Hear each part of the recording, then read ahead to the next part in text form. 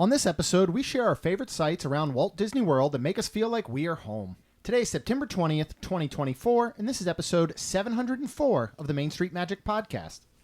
Jeremy and Rhonda are more than a little fond of Disney World, so they made this podcast to share it all with you. Reports and resorts, top 10 lists of all sorts, Main Street Magic's bringing it home for you. Hello and welcome to another episode of Main Street Magic. I am your host, Jeremy Stein, and as always, I'm joined by my lovely wife, Rhonda. Hey guys! Make sure you check us out on the web at mainstmagic.com, as well as follow us on Facebook, Twitter, and Instagram at mainstmagic, and on TikTok at MSM Podcast. If you want to be part of the community and join the conversation, in addition to live streams from the parks and our weekly live show, head to Facebook and search for the Main Street Magic community and ask to join. And don't forget to hit the subscribe button so you can get brand new episodes every Tuesday and Friday. Planning a trip to Disneyland or Walt Disney World can be overwhelming and at times just downright frustrating. But don't worry, because Mouse Dining removes the frustration of booking Disney dining reservations, alerting you when they spot availability for your desired restaurant, date, meal, and time. Visit msmfriends.com to use this free service. Ready for your next bucket list trip? Our trusted partner, MEI-Travel, will handle the planning so you can focus on the memories. They offer free vacation planning services and have nearly 20 years of experience creating memorable vacations. Visit mainstmagic.com/travel for a fee-free, no-obligation quote today. So we've got a busy week. Week's over. Well, no, it's not. It's Thursday. We've got we got a busy rest of 2024. Oh. Okay. So yeah, we're gonna do a lot of recording this weekend. It's Thursday right now. I don't even know what day it is. Yeah, see, it's not even the weekend. It's the 19th on Thursday, and we're gonna record episode a day for the next 4 days. Because we're actually around this weekend. And then next weekend, we are heading down on Thursday. We're doing Mickey's Not So Scary. Woohoo! Thursday night. I'm Super excited. And then I'm going to the Momentum Conference down at the Hilton at Disney Springs that Lou Mongello puts on every year. I'm super excited about that. Rhonda, what are you going to do? You're going to be solo Saturday and Sunday. And you don't do solo. What are you doing? I don't do solo. I'm asleep. You're going to sleep all day Saturday and Sunday. I don't know. Okay. You got to find some friends. I've heard there are some friends in town. I'm super excited. Yeah, you got some friends around. Tay and Steph will be here. Yeah, Tay and Steph will be around. Actually, Gary will be there, but he's going to be at a conference as well. Oh. But yeah, we're gonna have a breakfast at Grand Flow, and it's going to be awesome. And then the following weekend, kind of last minute, just booked about 2 days ago. What are we doing? Oh, we're car camping again. We are. Yeah, we're heading to the fort for 2 nights this time. Yeah. That'll be fun. Super interesting. Yeah. We've not done 2 nights, so but it'll be nice in October, I hope. Yeah, I've already looked at the lows, and as long as it gets lower than 72-ish, or 70, well, really, I like to say 74, but it's dipping to like 72, 71, I think. I'm down for that. Yeah. And I'm going to go look at investing in a add-on tent to the back of the Forerunner. That looks pretty cool. Yeah. So we're hoping to have that in time. Yep. Because this is something we're hoping to do more often, which is funny because the older we get, this is something we should do less of. Yes. Yet we're looking to do more of it, which doesn't make a lot of sense.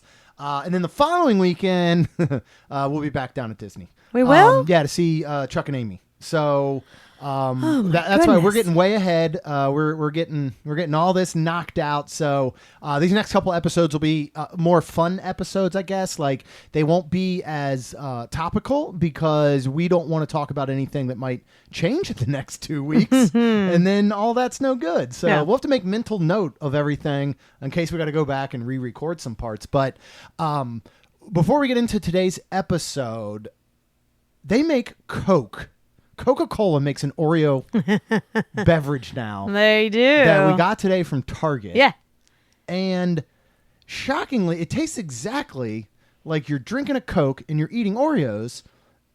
And that's not a bad thing. Is the weird? I only had a sip. It was oddly good. You liked it, right? Yes, very good. Save some for the girls when they get home. I did. So, and it's 0, so it's Coke 0. So, I wouldn't mind picking up a little, like, I like the little cans. Yeah, so they it's did have like the 8 little cans ounces. at Target. Yeah. The 8 ounce had a 12-pack of those, but then we saw the single bottle, and in case it was disgusting, Right. like the The Coke Spice, Spice. right? None of y'all liked that.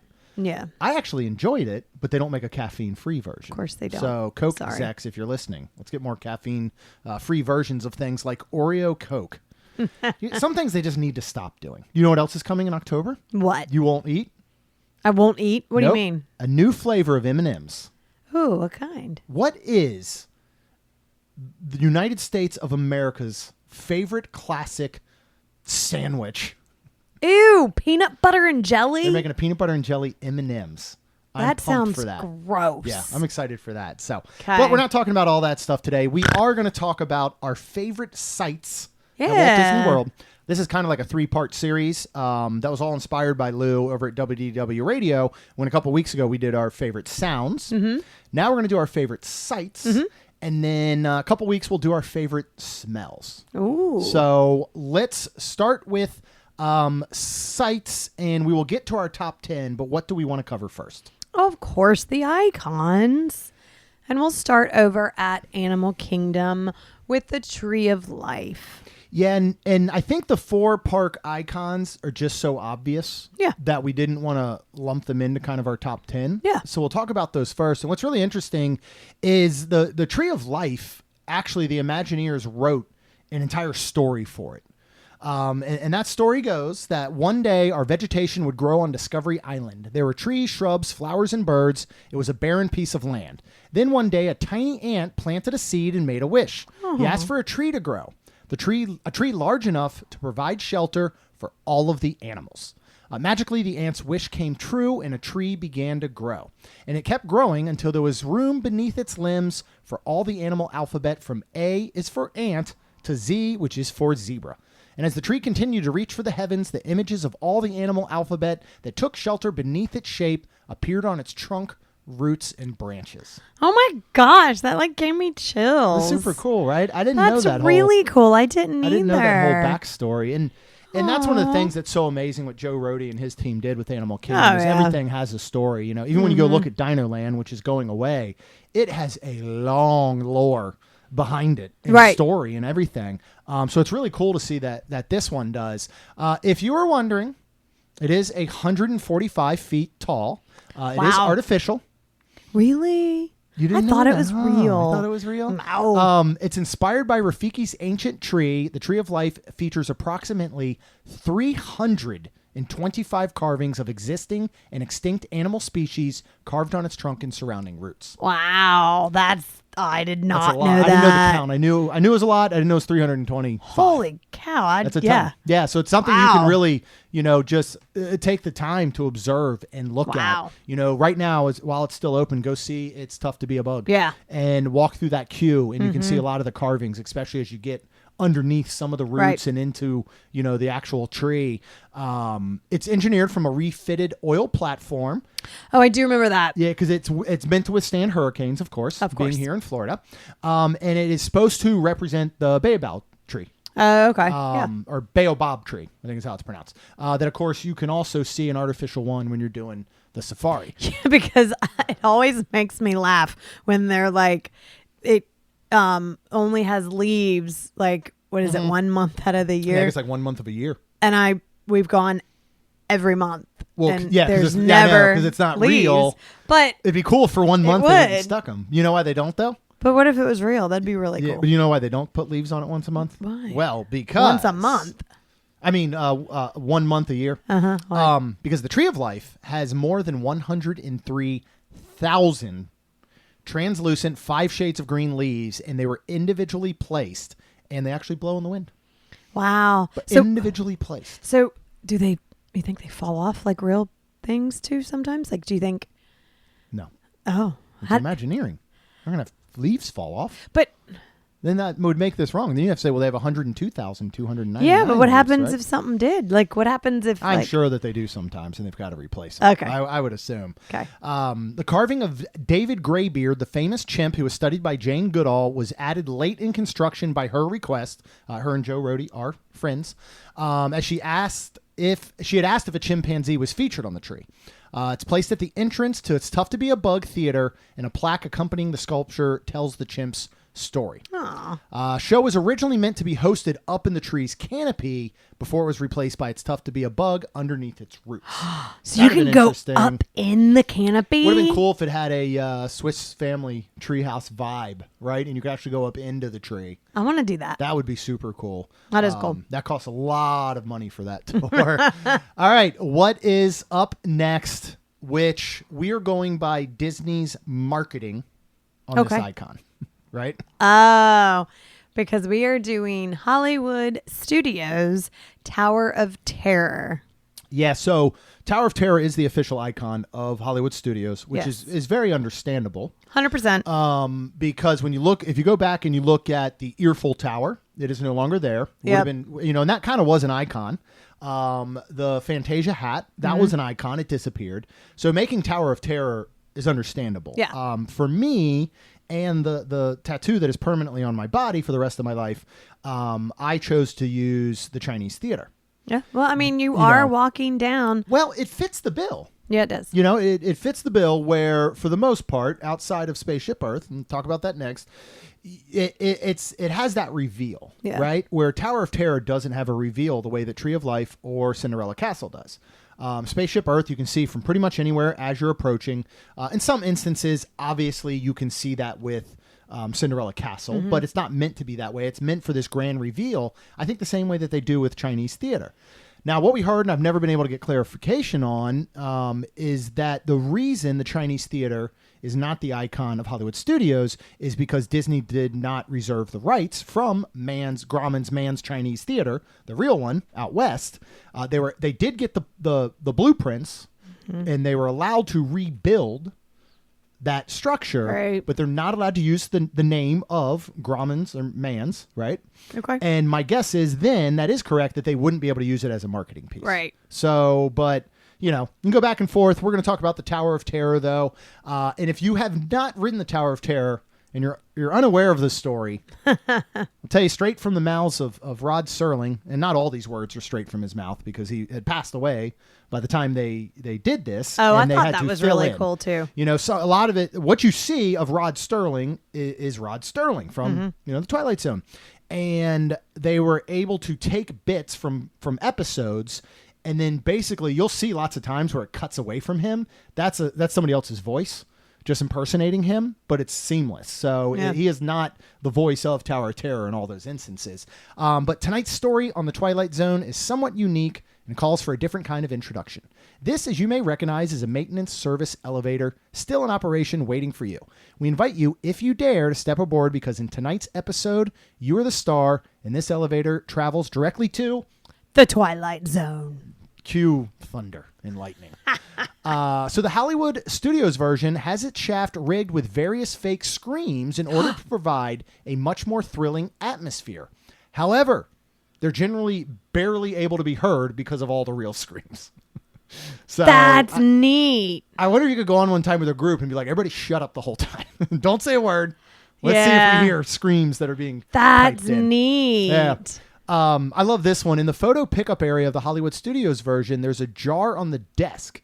During construction, this area was used as the break room for Imagineers. One of them had brought in a jar of pickled sausages, but left it on the desk. When the decorators came in the next day, they assumed it was a deliberate prop, and they glued it to the desk. Much like Lacey glued a glass to her side table. Hey, that finally came off. I did. How'd you get that off? I did not. Who did?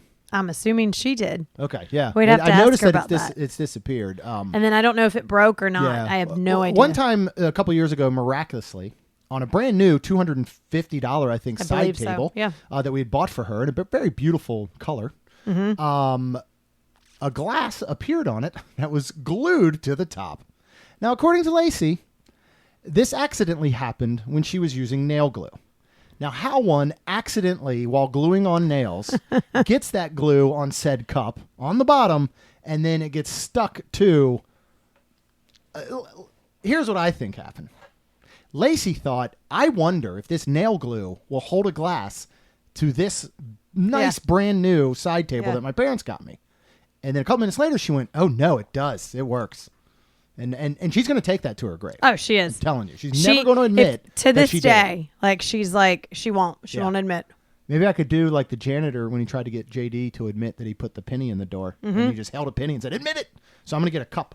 Okay. And when Lacey gets home, I'm just going to put it in her face and say, admit it. And then she will. The ride, as said in some promo videos, was allegedly based on a lost Twilight Zone episode. Oh. Pretty cool. That's cool. So one of the things we did is we did go out to our Main Street Magic Facebook community, which, of course, if you have not asked to join, go ahead and look it up and do so. And we had asked everyone what their favorite sites were. And so, again, we had such a wonderful response. So many people chimed in. We can't include them all, right? But we are going to pick and choose to input some as they relate to what we're talking about. And Victoria said Sunset Boulevard and seeing Tower of Terror at the end. Yeah. That is one of her favorite sites. That is cool. It is cool. That's where I just love like the Chinese theater. And that's why I agree with you with that too. Well, what I do love though, is that while the Tower of Terror is visible, as you're coming in, heck, it's visible from Epcot. When you're in Morocco, and of course they designed the building and painted the building to fit in with the skyline as you look out from Morocco in the World Showcase. That's and neat. You can see it. I still think you get an amazing reveal when you come around that corner and down Sunset Boulevard. All right, let's go to our next icon. Where are we at and what are we talking about?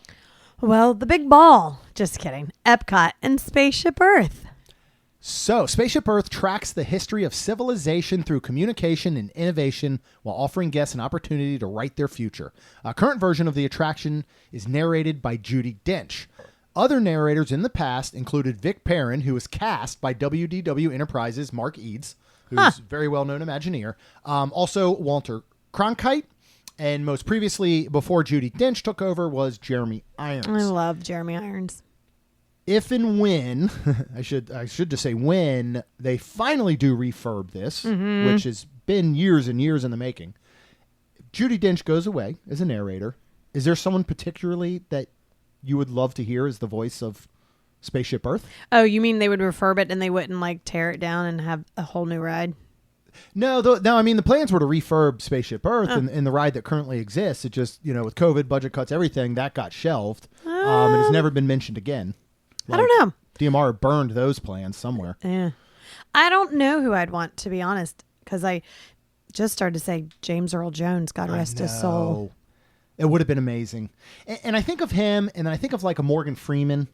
But I wonder if those are too obvious. Yeah. Like Jeremy Irons, Walter Cronkite, Judi Dench. Those are almost so obvious that I wonder if they would ever go with maybe a voice that wasn't as like obvious. This is so out of left field. It makes no sense. But one of my favorite people to listen to talk in the world is Jason Bateman. Yeah. Jason Bateman narrating this would actually, unfortunately, probably put me to sleep. Not because I'm bored by him, but his voice is so soothing. Yeah. Like you need help going to sleep on a ride. So 10-time Emmy winner Bruce Boughton conducted a 63-piece orchestra and a 24-voice choir for the musical score. If you listen closely, you'll notice that the music for each scene features styles and instruments appropriate to the era, transitioning seamlessly into the next.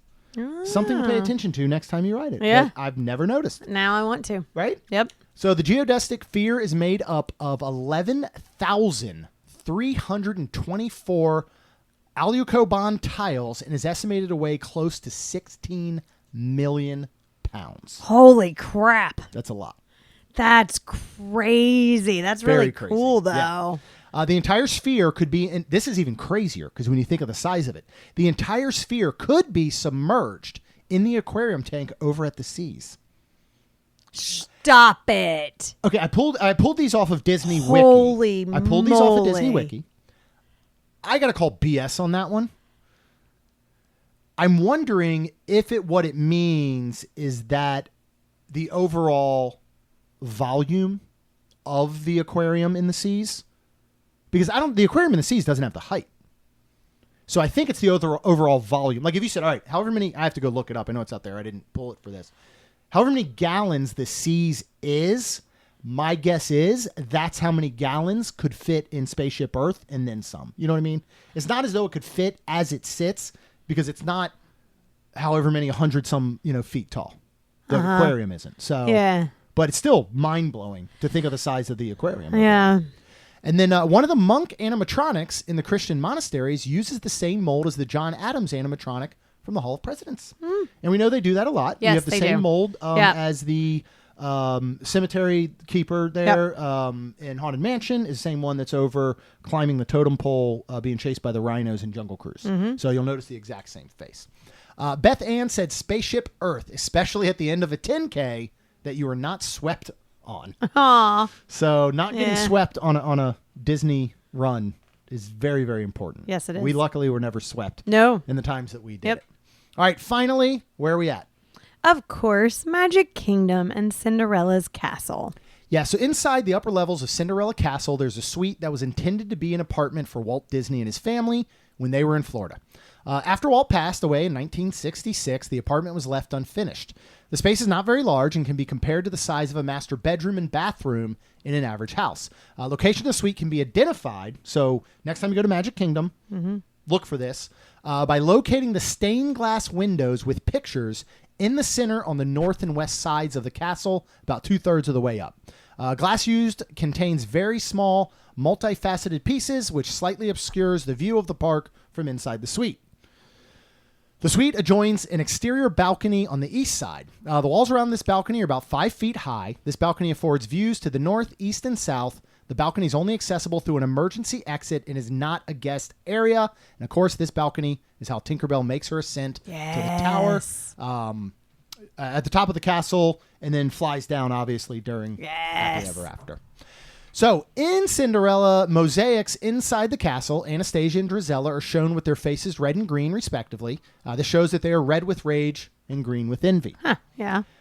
Just when you go through these things, and I would like to think we know a lot about Disney, but when you start to really dig deep and go through so many of these things, the attention to details are just like no other. Yeah. They really are. 100%. You know, go back to our Keys to the Kingdom episode. Yeah. And we tried not to spoil too much, but give you some ideas. Like when you really do look at the details, something as simple as having their faces red and green. Yeah. And that tells a story is just mind-blowing. It is.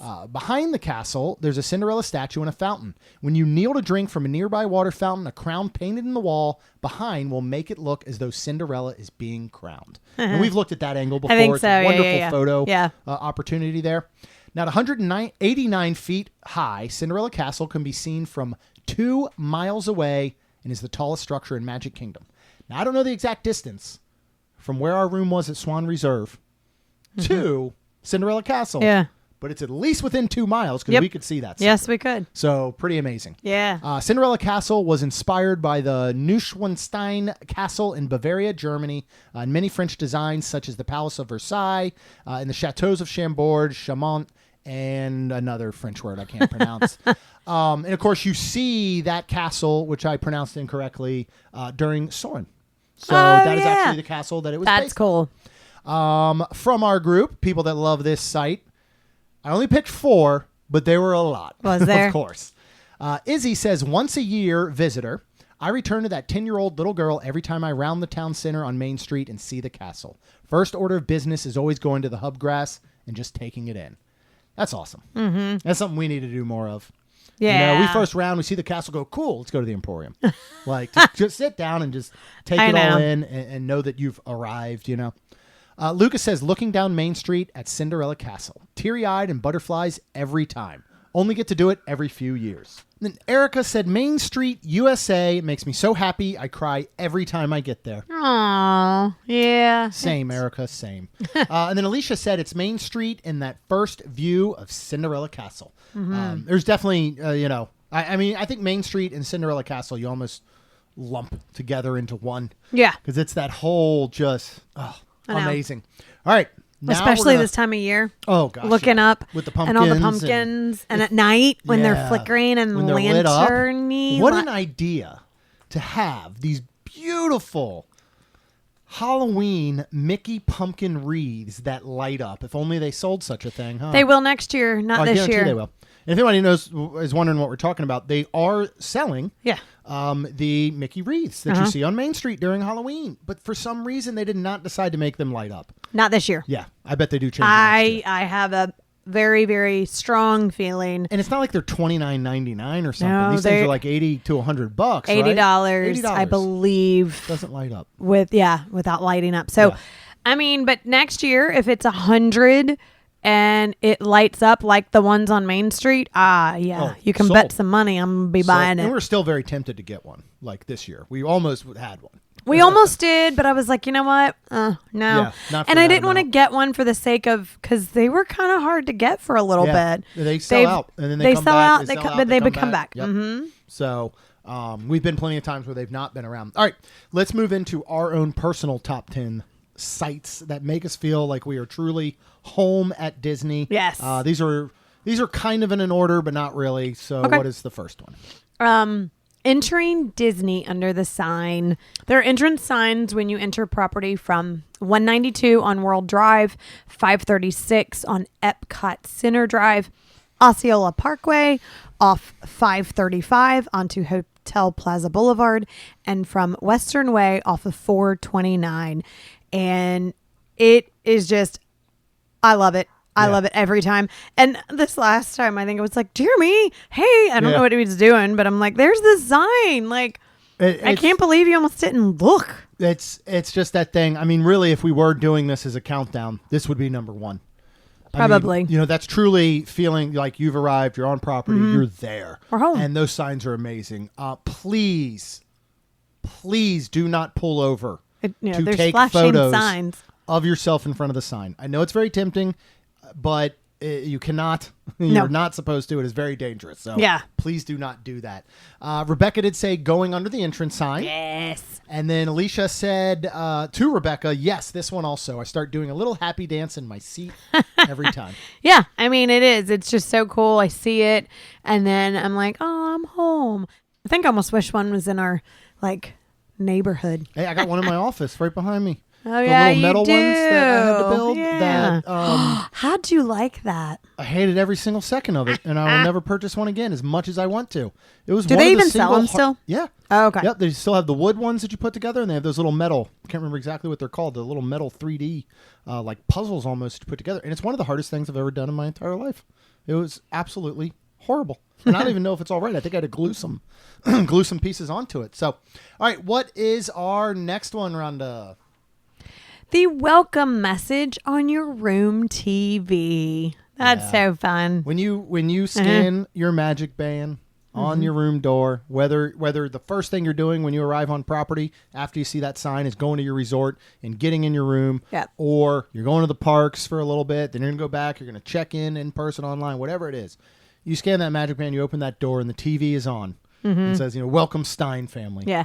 If you let them know during your reservation that you're celebrating something, it will say, it could say happy anniversary Stein family, or whatever it may be. Yeah. So it's just So again, cool. it's another one of those that's just amazing. And I would even put on just for us that TV's on except when we're closing our eyes to sleep. Yeah. I mean, a lot of times we almost leave it on during the day when we go to the parks. Yeah. Because, from the moment we wake up, we turn it on. We either put on the classic cartoon channel or we put on Disney Channel, or we go to the Disney Hits radio station on there.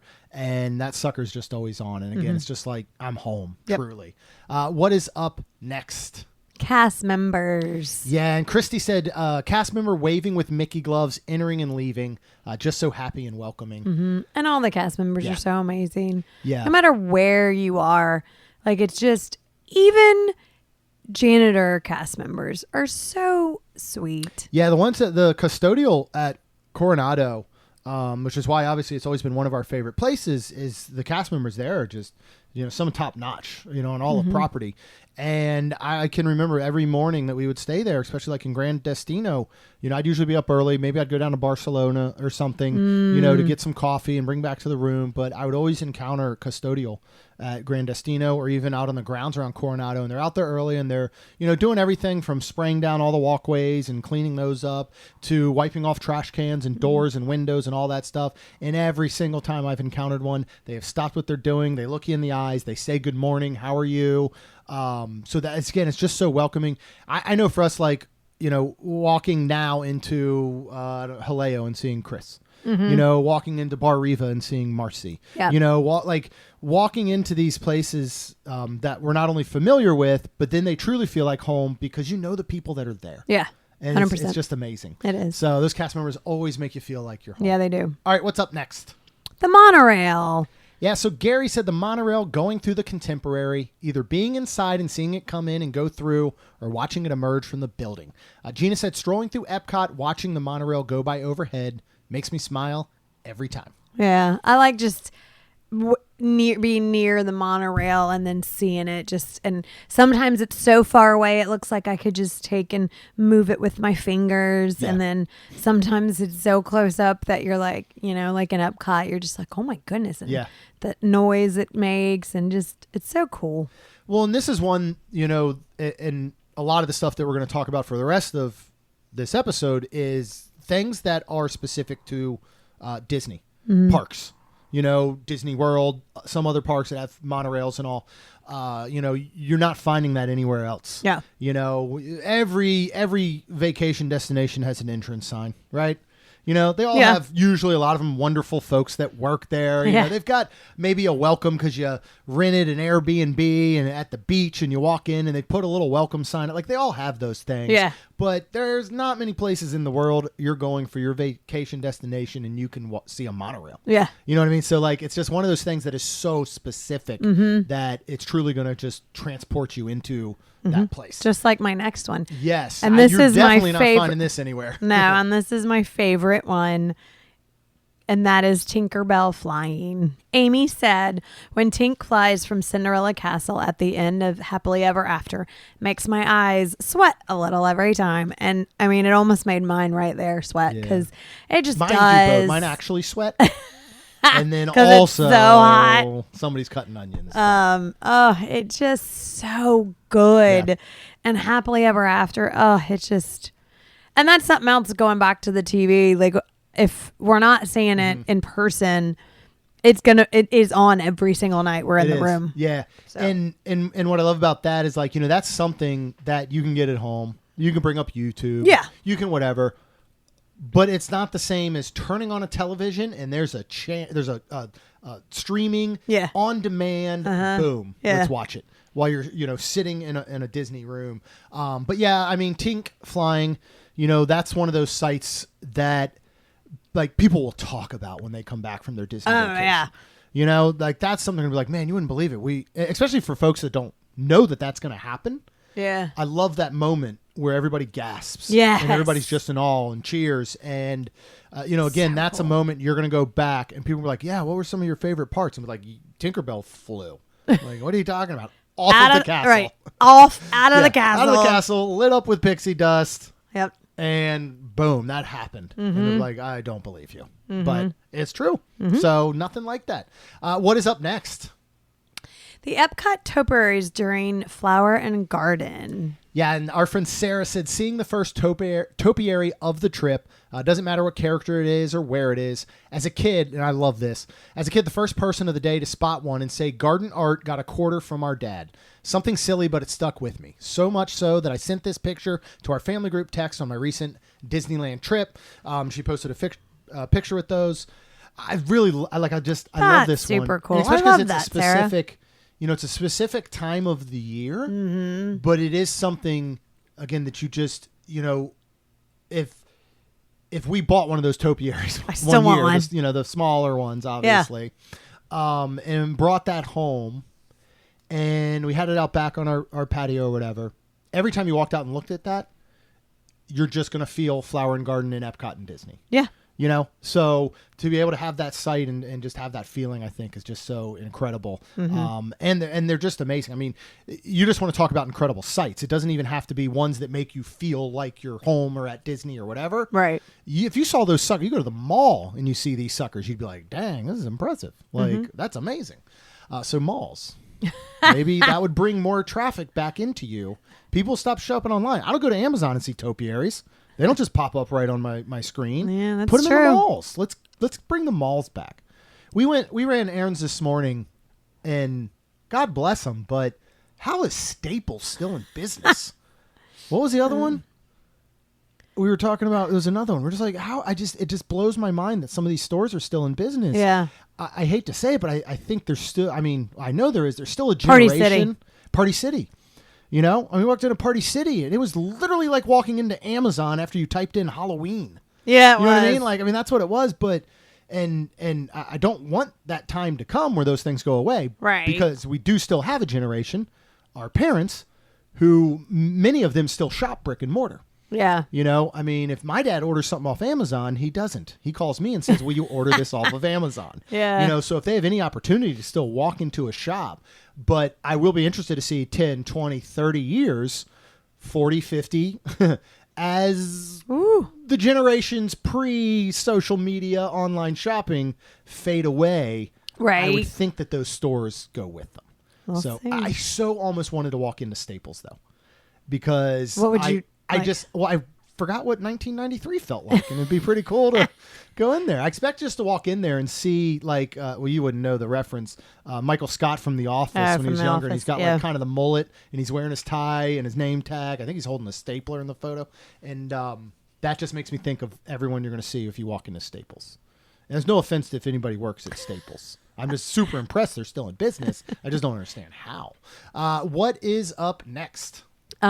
Resort lobbies. Any resort lobbies, almost, in my opinion. Literally any resort lobby. Yeah. And honestly, I loved even the All-Stars. it doesn't even have to be Disney property. I can tell you, when we are walking into, for the first time in a long time, a hotel lobby at Flamingo Crossing Oh. 1 week from today. Yeah. I don't know which one it is. I'd have to look it up. I think it's the Fairfield Inn. But no, imagine right now even walking into Town Place Suites over at Flamingo Crossing. I was trying to think, but I mean, I think it's still different because it's kind of Disney-ish. Like, No, 100% it's different. I'm just saying, you there's really do Disney, need and any you lobby. know, like, okay, we're here for Disney Springs if we're on a Disney, like the jury, like walking in, I'm happy and I'm like, because only because I know I'm a walking distance from the Springs. Yeah. So, Yeah, I mean, you get that. I think, like, when I say any resort lobbies, I'm meaning on property and the ones that you know you're at Disney World. Of course. Yeah. Yeah. So. I was just bringing up, for me, it could be anywhere. Like just knowing that you're there. Yeah. Dylan said it's always walking through those sliding doors. And this is what, I'll be honest, putting this list together, this wasn't in the top 10. And when I read Dylan's comment after our recent stays at all the All-Stars and the things that I've been thinking, I was like, dang it, Dylan, you're right. This has to go on the list. So he said it's always walking through those sliding doors. Just close your eyes for a minute while I read this, Rhonda. Okay. Walking through those sliding doors under the big star and seeing the pool and the resort buildings on either side. The All-Star Resorts are my home away from home. And if it's the early morning to midday to evening, I always have that smile when I walk out of the building to this view. Yeah. You picture every moment of that, right? 100%. And that's what I've been saying. I said on a recent episode, there is no feeling like the feeling of staying at an All-Star. Mm-hmm. It's just incredible. Our friend Aaron that works for Disney, we've talked with him before, and he's always said that the All-Stars are his favorite because when his family used to go, they stayed off property. And the one time I think his dad was like, you know what, we're going to stay on property. They stayed at an All-Star. And he's remembered that for, 20 years or whatever it may be now. So yeah, but that in any lobby, I mean, again, close your eyes and think of walking into Wilderness Lodge. Oh yeah. Walking into Animal Kingdom Lodge. Grand Destino. Poly, Grand Flow. You can go on a smaller level with, yacht and beach and boardwalk and all of those. But, there's just nothing like it. Yep. And for a lot of people, that is the moment that their vacation truly starts. Right. Is actually that lobby. When Magical Express was around, if you were flying in, that was the start of your vacation. Yeah. But really, when those doors open and you walk into that lobby and you take everything in, that's when your trip begins. And sadly, ends. So, but think of that. That is one of the things for a lot of people. Right. Now, there could be a lot of people I know that will say, all right, well, we check out in the morning. They go home later that evening, whether they're flying, driving, they go to a park. So for a lot of people, their bookends might be the castle and the castle. They Yeah. go from the airport straight to Magic Kingdom or something, and boom, there's the castle. And on their last day, they check out, they go to Magic Kingdom, and there's the castle. Yeah. So pretty cool. That is. Okay. This is another one. Comes from our friend Clayton. Congratulations. I think we messaged them when they had their baby. But and he said, and I have to agree, I'm like, this is probably your favorite site. the lift on Everest. Mm-hmm. But think about it, and again, Clayton says, I love the Everest lift hill. The angle, the views, if you look behind you, the spooky temple you go through, it's all perfect. Mm. You look to your right, and you can look over Animal Kingdom and see resorts, some of the off-property resorts in the distance. You look to your left, there's Grand Destino. You can see Spaceship Earth in the distance. Yeah, you look in front of you as you're entering the temple and the mountain. I mean, come on. That's pretty awesome. It is cool. I would love I don't love it, but I mean, I would love a panoramic photo print okay, of being on the lift hill in Everest. Yeah, and literally that panoramic photo print spanning from Spaceship Earth all the way over to basically like almost the Tree of Life. You might could get it if you held your phone. Yeah, but the thing's moving. You know what I mean? So I think that would mess. Maybe if we got stuck. Okay. All right. We'll try and get stuck, and then. Okay. No, but I absolutely love that one. What is up next? Guest interactions. Yeah, and our buddy Jim says character interactions with guests. I especially love Anastasia and Drizella. They are awesome. Yeah, I think you could look at this could be a twofold guest interaction / characters. Yeah. Another thing, like you walk into that resort lobby and maybe you noticed a little RV out front that has some cool wrap around it with the Fab Five, and next thing you know, you walk in and they're in the lobby. Yeah. Or for me, it's often just going in the lobby in the morning, getting my coffee, sitting, and just people watching. Yep. And watching those guests interact with cast members, watching their faces light up when they walk into that lobby for the first time. I think it's just like all of that stuff, right? Right. Yeah, it is always fun to kind of just people watch, just sit back and relax. I like doing that sometimes like on Main Street or like right outside where all the umbrellas and Casey's, just kind of maybe having some Starbucks and watching. So watching all those interactions, just in general. And those interactions don't have to be with cast members even or, characters or whatever. It can be with other guests. It can be that interaction when they first see the castle, or whatever it may be. So I do love that one. And I think it leads us in, as you're saying, sitting on Main Street or, grabbing your Starbucks, sitting there and just taking in what? The view. Yeah. Anywhere, everywhere, just the view of where you're at, and you're at Disney. So yeah, Teresa said, great question. Well, thank you, Teresa. I love to sit in a rocking chair, any rocking chair at Walt Disney World and just pause, rock, and take it all in. I think of Fort Wilderness, and we're going there soon. I'm super excited. And that's one of the things I think we haven't touched on in a long time is taking those moments. Yeah. I'll never forget. This was years ago. I think I was down on a solo day trip for the opening of Food and Wine. Mm-hmm. And yeah, this had been like 5 years ago probably. And I walked out as you're, entering in the World Showcase, and the port of entry shops are on each side.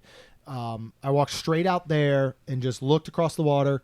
And I know this was a while ago because there weren't giant taco barges. So it was, pre all that. But, and just going, let me just sit here, take some deep breaths, not look at my phone, not think about anything else. Let me just look, almost like a meditation type thing.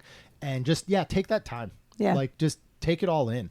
Absolutely. Yeah. Michelle says, my mom says sitting on the balcony at Riviera and riding the Skyliner above France to the International Gateway. For me, it's the castle at Magic Kingdom and the tile mosaics at Riviera. Very nice. Yeah, there's so much. Awesome. There's so much just to take in. Just take your time. Yep. And take some deep breaths. Just think about the trip that's behind you, what maybe you still have left in front of you. Maybe planning your next one. Exactly. And if you are ready for that next trip, of course, no matter where you want to go, our trusted partner, MEI-Travel, will handle the planning so you can focus on the memories. They offer free vacation planning services and have nearly 20 years of experience creating memorable vacations. Visit mainstmagic.com TFresh.com/travel for a fee-free, no-obligation quote today. And then, of course, if you want to get brand new episodes, many of which we are recording this weekend, go ahead and hit that subscribe button. You get those brand new episodes every Tuesday and Friday. And then, of course, as long as you're out there on the internet, you're subscribing, Rhonda and I would be super thankful if you could please leave us a rating and review. Because it'll help our show grow. That's all we've got. We'll see you real soon. Jeremy and Rhonda are more than a little fond of Disney World, so they made this podcast to share it all with you. Reports and resorts, top 10 lists of all sorts, Main Street Magic's bringing it home for you.